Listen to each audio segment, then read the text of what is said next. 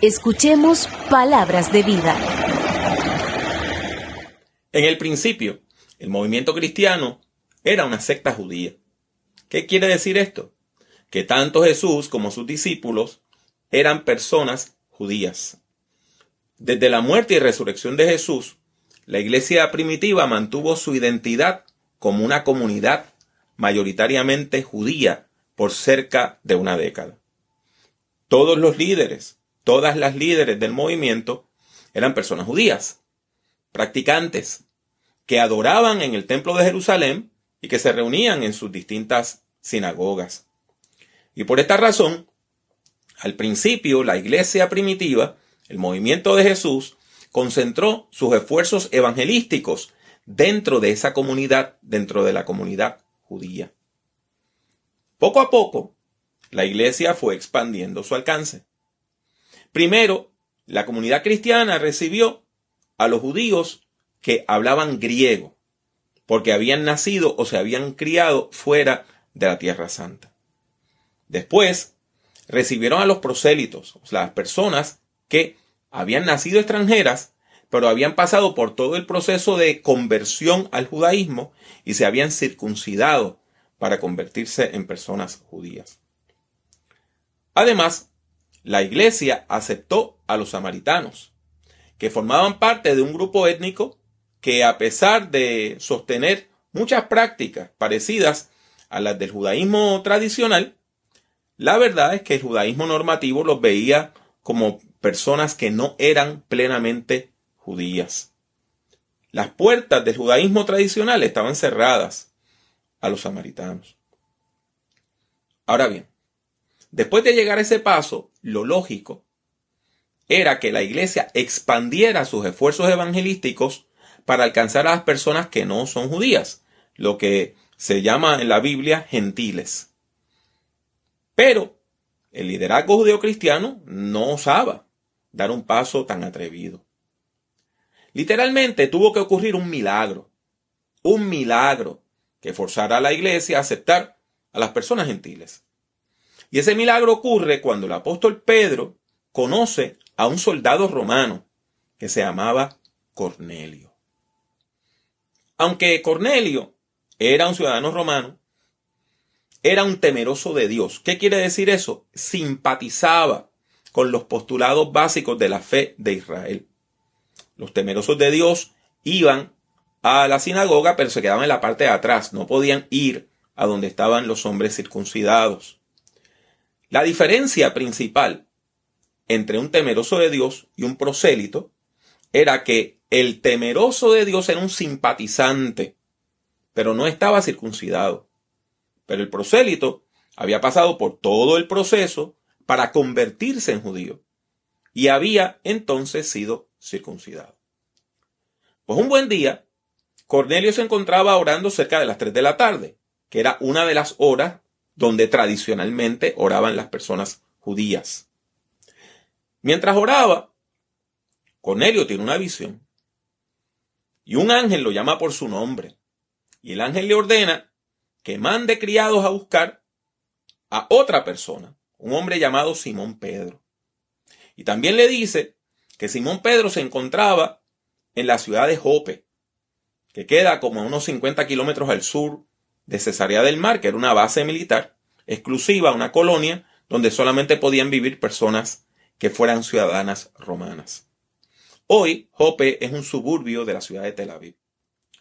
De todos modos, Cornelio obedece las instrucciones del ángel y envía criados a buscar a Pedro. El que Cornelio obedeciera el mandato del ángel es sorprendente, ya que la visión estaba incompleta. Note que el ángel no le explica quién era Pedro, no le dice por qué era una persona importante y no le dice qué él estaba supuesto a hacer cuando llegara Pedro. Al otro día, Pedro también tiene una visión. Como ya dijimos, Pedro estaba en Jope y empieza a orar a mediodía, que no era común entre las personas judías. Note esto, el que no es judío está orando a la hora donde los judíos oraban y el que es judío está orando a una hora donde los judíos no acostumbraban a orar. De todos modos, Pedro tiene una visión y la visión es extraña. Porque él ve bajar lo que la Biblia llama en la versión tradicional un lienzo. Algún tipo de tela o de lona. Y baja del cielo y tiene toda clase de animales, incluyendo algunos que son ritualmente impuros en el judaísmo. Por ejemplo, en la ley del Antiguo Testamento, muchos alimentos que causaban enfermedades o muertes eran considerados impuros. Por ejemplo, los mariscos, en términos generales, son impuros, porque habían personas que los comían y morían, pues, porque tenían alergia, pero no se sabía en aquel tiempo. La carne de cerdo igual, porque si usted no la cocina bien, le da una enfermedad que se llama triquinosis. Así que las leyes dietéticas lo que hacían era eliminar alimentos que se veían como ritualmente impuros porque eran peligrosos, podían causar enfermedades y hasta muertes.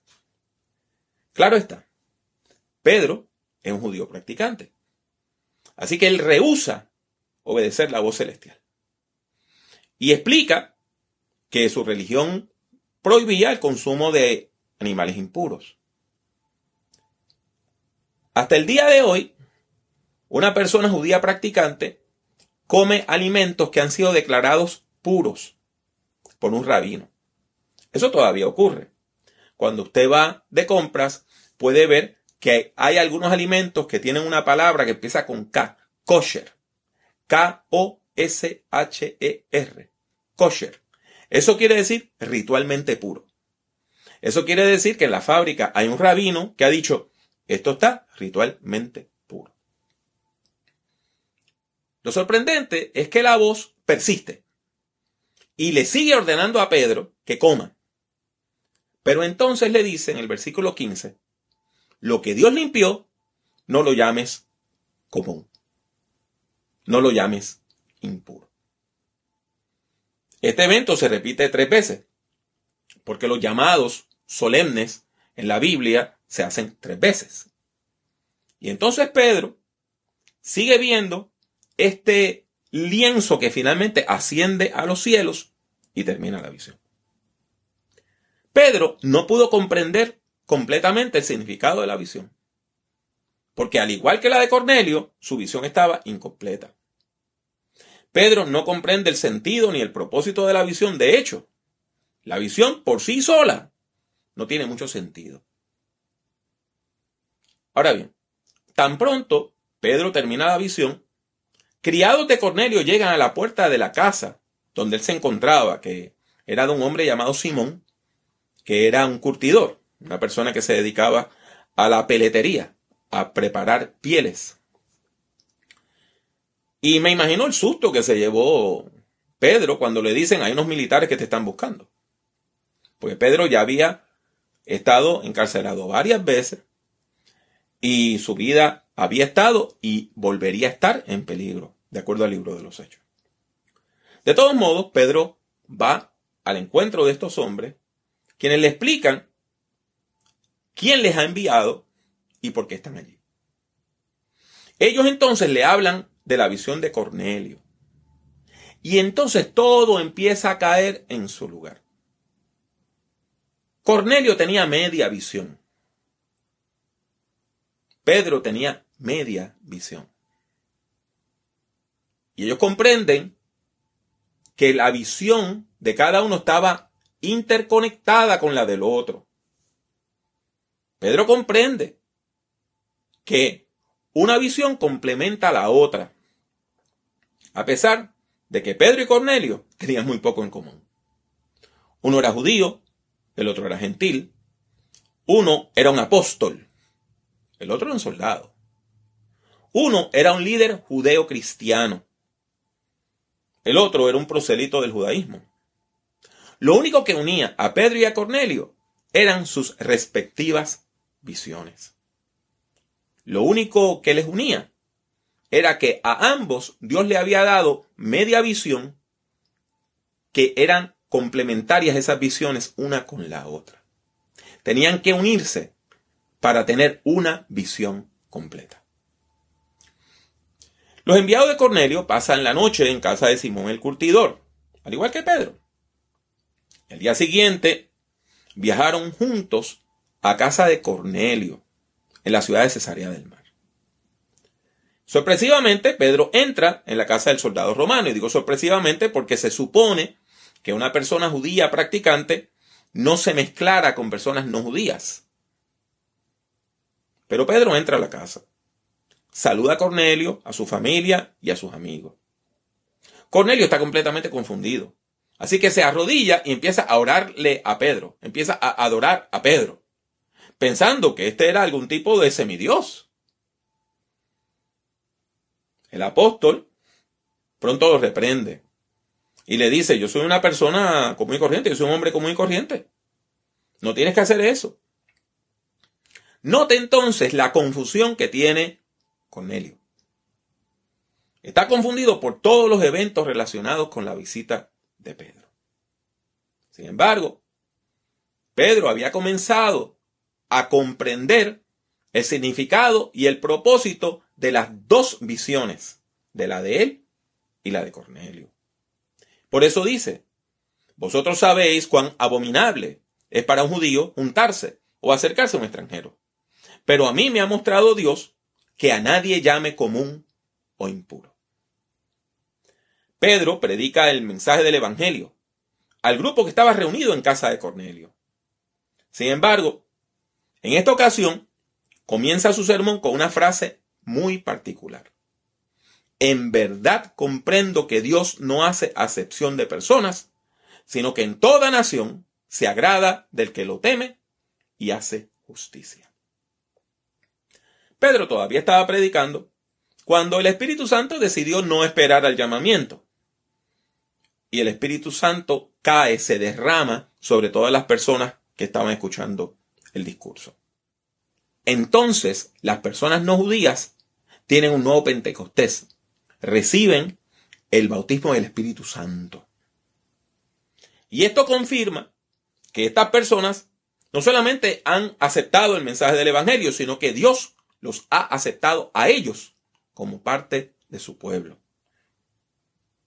Esto confirma, el bautismo del Espíritu Santo a las personas no judías, confirma que Dios está aceptando a esas personas no judías, a los gentiles, como parte de la comunidad del pacto que Dios les reclama como suyos.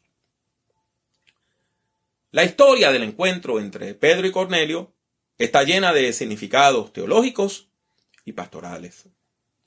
Nosotros podríamos derivar muchísimas enseñanzas de este pasaje bíblico. Sin embargo, en esta hora solo quiero resaltar una de todas esas enseñanzas. Esta historia nos enseña que ninguna persona puede reclamar tener el monopolio sobre la visión y sobre el entendimiento de la voluntad de Dios. No. Dios da visiones distintas a diferentes personas de la iglesia. Pero cuando esas visiones son parte del plan de Dios, se complementan. No se contradicen, se complementan. Una visión ilustra y completa la otra.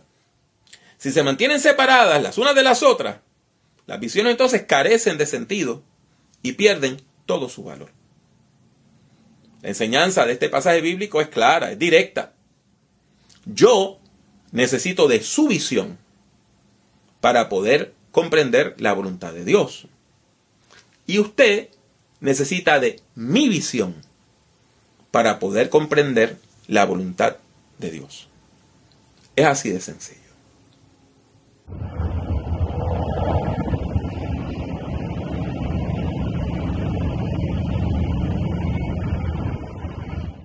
Habiendo escuchado la proclamación de la palabra de Dios, vamos a responder con amor. ¿Me acompaña? Dios santo y bueno, Dios que no amas la maldad, gracias te damos por tus bendiciones y por tus múltiples misericordias. Gracias, Señor. Gracias. Te pedimos en esta hora que tú nos escuches, que tú nos bendigas y que nosotros podamos buscar tu voluntad. pero no de manera individual, sino en unión con las otras personas que forman parte de nuestra comunidad de fe. Ayúdanos a poder comprender las visiones que tú nos das a todos, para así poder comprender la visión global que tú tienes para tu pueblo. Y eso lo pedimos en el nombre de Jesús. Amén. Damos gracias a Dios por la oportunidad de compartir con ustedes este encuentro de adoración y predicación, esperando que haya sido de bendición para su vida. Le exhortamos a que continúe respaldando nuestro ministerio. Le recordamos que todos los jueves a las 7:30 hora de Orlando tenemos nuestros momentos de oración en vivo por Facebook y YouTube. Únase en oración. Esperamos contar con su sintonía la próxima semana y nos despedimos deseando que Dios le bendiga de manera especial.